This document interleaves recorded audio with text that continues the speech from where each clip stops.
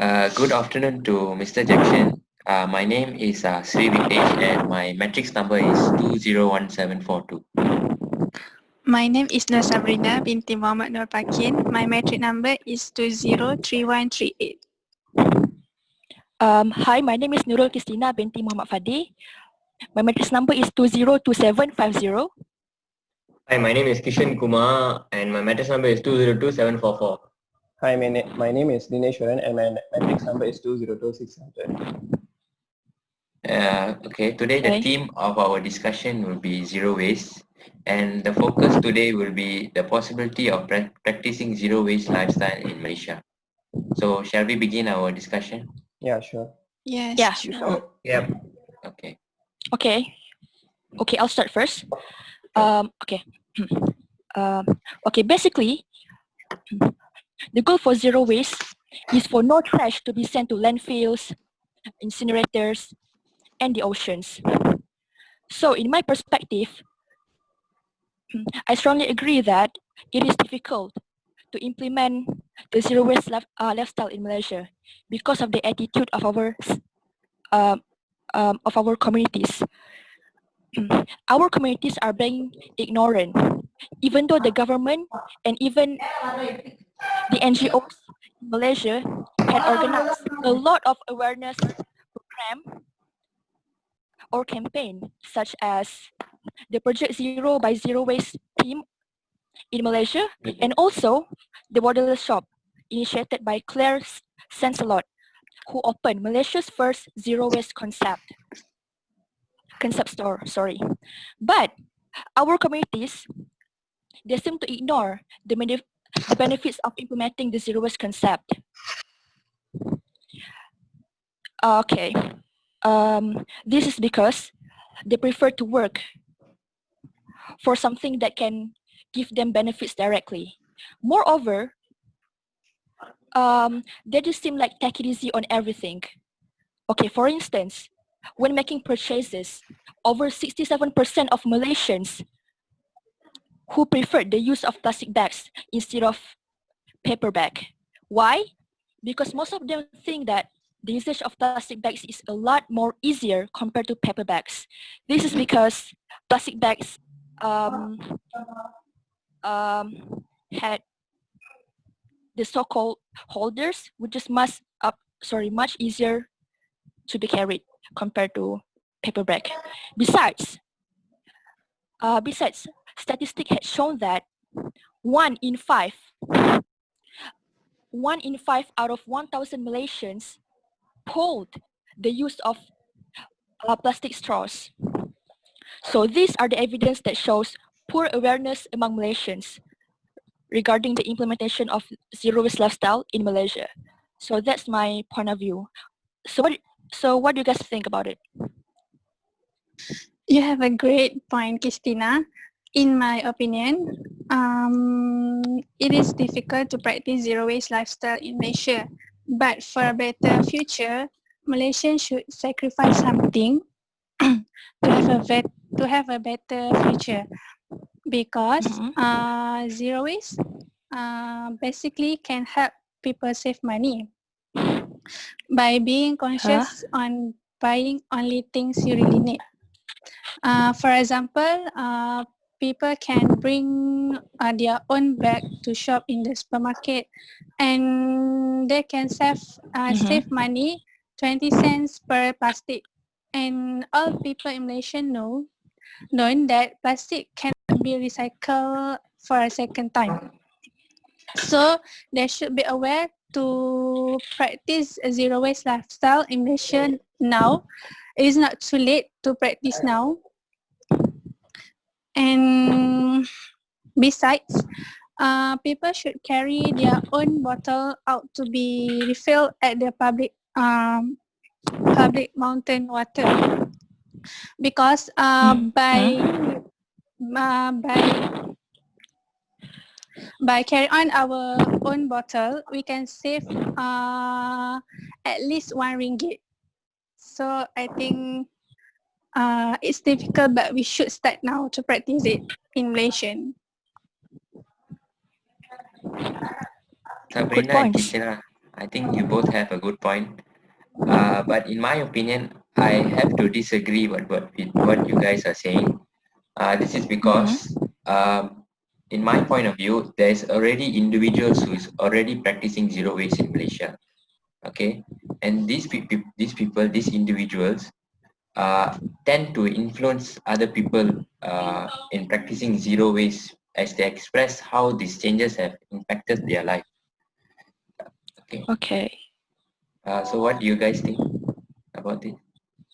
Okay, I actually kind of have a thought on Vicky's opinion because, like, if you're gonna say that, like, there are people already performing or like having this kind of a lifestyle, which means like they are like not really doing like waste and everything. They are like following the zero life, and they're gonna inspire a lot of people. But the issue now is like I feel like Malaysian, like, you see like how our Sabrina told, we have been implemented that the 20 cent for a plastic bag in the supermarket has been like quite long. I think like more than 4 to 5 years. But yet a lot of Malaysian, when we know that it's gonna cost 20 cent, we still feel like okay, the 20 cent is just cheap money for us. We can afford that. So they don't hesitate, like they just don't want to bring their own like backpacks or any bags to carry their own groceries or meats and everything. They still depend on the 20 cent plastic bag. So which shows their mentality of like not caring about the nature and the environment and how it's gonna affect the future. So by like Vicky is gonna say like the lifestyle of people might be affected like in a positive way, but even if that person is gonna like give that kind of an idea to the another person, but it's another person doubt. I mean, like it's a choice where he's gonna follow that way or not. But seeing Malaysians mentality, half of them I don't think so. It's actually quite hard to implement the zero waste because most of us still depend on like straws because like if they say we have to stop using straw, but then if you see in a lot of the the drinks they sell in shops, they attach with the straws. So maybe they can do a better arrangement with that, a better improvement with that. Because there's already so many like plastic waste in that where they have to like close the straw with some plastic and then the straw is already plastic. So like so many things to take in count and with that we are not over yet. So like it's actually quite hard to overcome this zero waste in Malaysia. So I feel like it's kind of hard. So from Kishan's point of view, I think I partially agree with him. Instead of using plastic straws, we can use some metal straws, but it is expensive, but it's good for nature. Apart from that, we can also use the metal straws like our UPM is doing now. So plastic straws and plastic cups, I think, should be avoided, and we can use paper cups and paper straws also. Apart from that, I agree with zero waste in Malaysia because zero waste can actually prevent pollution. The zero waste movement is also good because it has the potential to reduce the pollution significantly. So every product we throw away has to go somewhere, and most of the time that somewhere is the landfill or the sea. So our waste then sits in the landfill and breaks down every time gradually, and it can cause like landfill pollution. As our waste breaks down, it can leach harmful chemicals into soils and drinking waters. Poison insects and animals release greenhouse gas and add microplastics to the air we breathe or take up valuable space depending on what type of waste it is. So like energy reduction and pollution reduction is a huge pro in favor of the zero waste movement. So that's my point of view by agreeing with the topic. That's a good point, Dineshwaran. But coming back to what Kishan said earlier about the plastic bag, I think many grocery stores in Malaysia, they've already practiced the already abandoned the use of plastic bags. Okay, as you see, most grocery stores you need to pay 20 cents if you want to get a plastic bag, and you still see many Malaysians still buying the plastic bags with the 20 cents. So Yeah. actually, the ban of using plastic bag is actually a good move by the government But our next initiative is supposed to be how are we going to convince the customers not to buy the plastic bag. Okay, this can be done by actually not selling the plastic bag at all at the grocery stores, or not selling it at the price, or increasing the price of the plastic bag by a certain amount. So this will actually discourage the use of plastic bag in many supermarkets. So therefore, I think it is really possible to practice zero waste in Malaysia if we really want to actually implement it. That is my point of view. I Okay. agree with you. I agree with you, but I think most of the supermarket um, swipe the plastic bag with a paper bag already.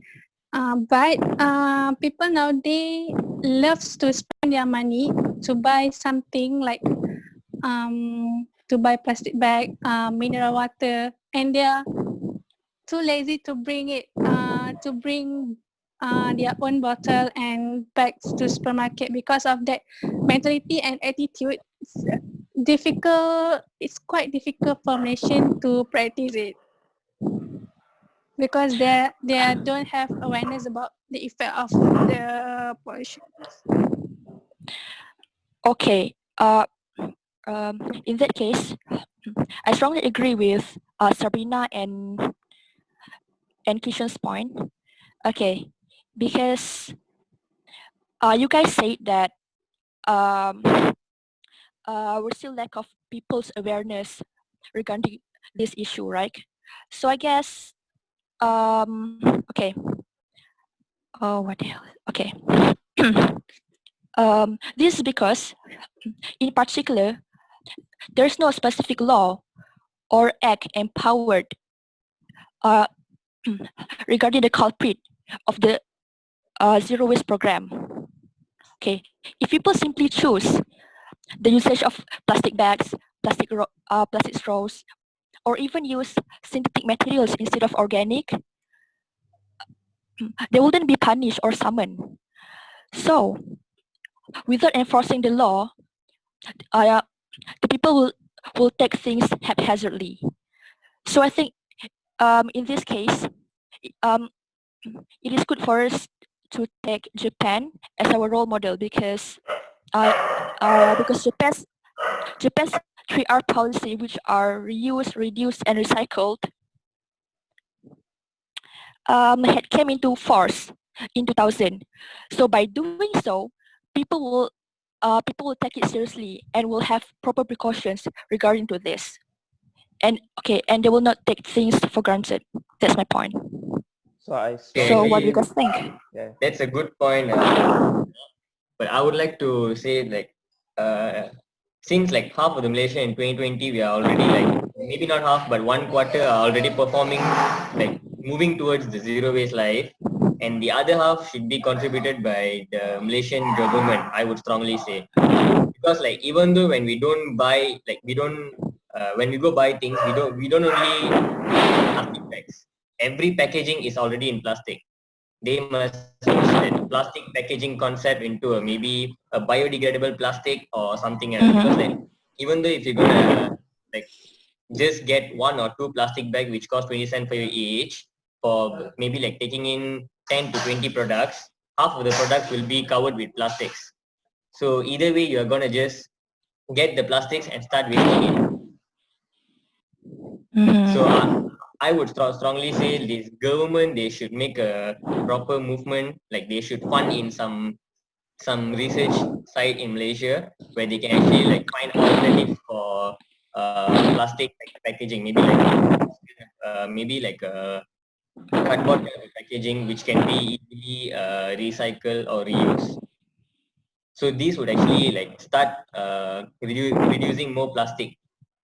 And I think there should be some kind of a law in this. I mean, it might sound weird, but I feel like there should be uh, um, a law enforcement in this, where like every household they should only like spend like they should only like recycle this amount of or maybe this specific amount of plastic in like like in 1 week or 1 month. So like government should take note, like if that exits, so like they should maybe fine or they should do something regarding. So like it shows how you're going to dispose your plastics.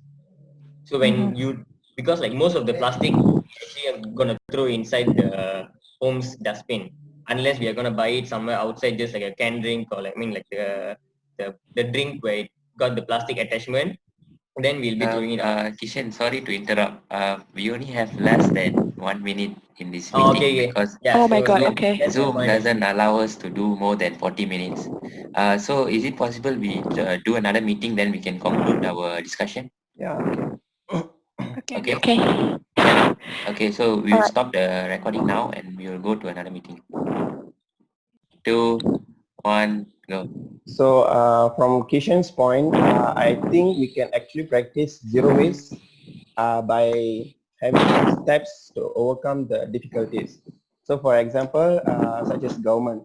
So since Christina and Kishan talked about government, the government can actually like have more campaigns on zero waste and also telecast any advertisement on television or any social media platforms like YouTube or Instagram, like telling them to move towards more to the zero waste, like using paper cups, paper straw or metal straws, uh, prevent using the plastics bags, and also encourage them to more reuse on the plastic bags other than recycling them, because recycling the plastic bag can cost more cost and also energy to recycle them. So we can just actually reuse the plastic bags. Apart from the governments, we can actually educate the younger generation like parents and the school, telling them to reduce the usage of the plastics to carry any objects or when going for a shop, and asking them to bring their own container like plastic, not plastic bags, like paper bags, kind of things to carry the things from after buying from the shop. So teachers should like really educate the students on more to zero waste lifestyle, since it will be a great future for the younger generations. So that's my point of view. I think I have to agree with Dineswaran. The point mentioned by Dineswaran is actually one of the ways to implement zero waste. The more ways we take to implement zero waste, the higher the possibility that we are going to apply zero waste in Malaysia. So this, like what Dineshwaran said, having a campaign actually raise awareness and educate the people on the importance of zero waste. So the more ways we take, the higher the possibility of implementing zero waste. For example, uh, implementing zero waste in school. So as we implement zero waste in grocery stores, we can do the same thing in school by not providing plastic bags, plastic cups, or anything to the students. So this will actually, in a way, implement zero waste starting from the school. That's my point of view. I So strongly anything? agree with Vicky's point. Okay. Okay, I would like to add some more point here, Sure. which leads to difficulty towards implementing the zero waste lifestyle in Malaysia. Okay, this is because it consumes high cost.